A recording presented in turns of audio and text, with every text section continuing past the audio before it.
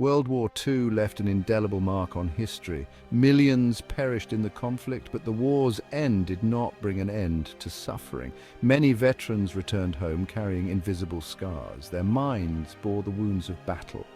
These psychological injuries often went unrecognized and untreated. The soldiers had nightmares, they were withdrawn and irritable. Many struggled to readjust to civilian life. Some resorted to alcohol or became dependent on drugs. Sadly, their struggles were often met with incomprehension. In some cases, lobotomies were performed on these veterans. The government tried to hide this with stories that sounded like good endings. In the aftermath of World War I, doctors observed similar symptoms in veterans. They called it shell shock. Many believed it was a physical reaction to artillery bombardment. Others saw it as a sign of weakness or cowardice.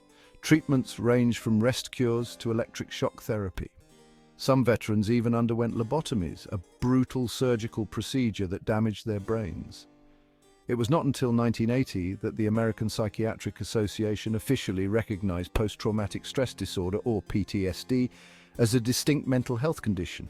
This recognition was a turning point. It acknowledged that trauma could have lasting psychological effects. Private Harry Farr's story illustrates the tragic consequences of misunderstanding mental health. Farr was a British soldier who served in the trenches of World War I. The relentless shelling and horrors of trench warfare took their toll. Farr suffered a mental breakdown. He refused to return to the front line. He was court-martialed for cowardice and executed by firing squad in 1916. For decades, Farr's family fought to clear his name. They argued that he was not a coward but a victim of shell shock. In 2006, after years of campaigning, the British government officially pardoned Harry Farr.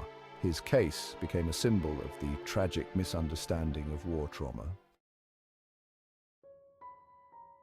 Section 4. A legacy of silence and shame. For many years, a stigma surrounded mental health issues, especially among veterans. They were often reluctant to seek help. They feared being labeled as weak or unfit. This silence only compounded their suffering. Families often suffered in silence too. They didn't understand what their loved ones were going through. The lack of awareness and support created a sense of isolation and despair.